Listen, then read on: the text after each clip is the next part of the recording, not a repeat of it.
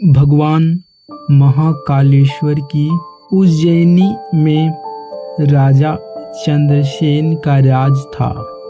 वह भगवान शिव का परम भक्त था। शिव गणों में मुख्य मणिभद्र नामक गण उसका मित्र था।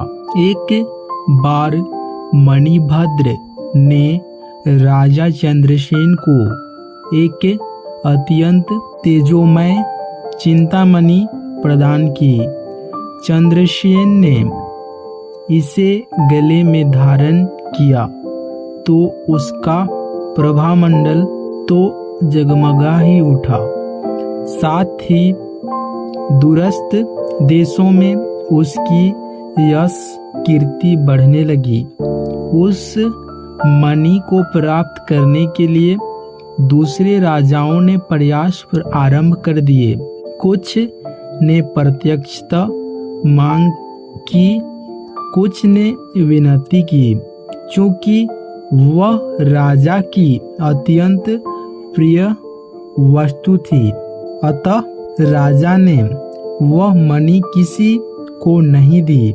अंततः उन पर मणि आकांक्षी राजाओं ने आक्रमण कर दिया।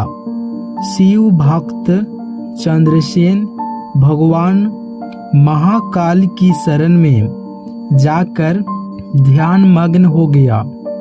जब चंद्रसेन समाधिस्थ था तब वहां कोई गोपी अपने छोटे बालक को साथ लेकर दर्शन हेतु आई।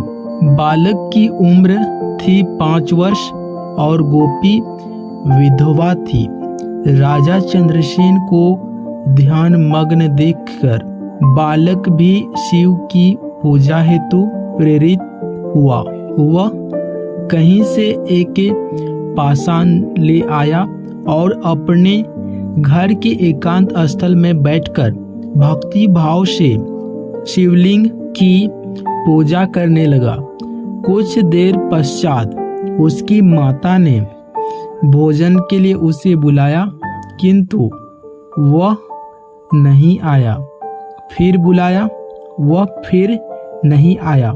माता स्वयं बुलाने आई तो उसने देखा बालक ध्यान मग्न बैठा है और उसकी आवाज सुन नहीं रहा। तब क्रोध हो माता ने उस बालक को पीटना शुरू कर दिया और समस्त पूजन सामग्री उठाकर फेंक दी। ध्यान से मुक्त होकर बालक चेतना में आया तो उसे अपनी पूजा को नष्ट देखकर बहुत दुख हुआ। अचानक उसकी व्यथा की गहराई से चमत्कार हुआ। भगवान शिव की कृपा से वहां एक सुंदर मंदिर निर्मित हो गया।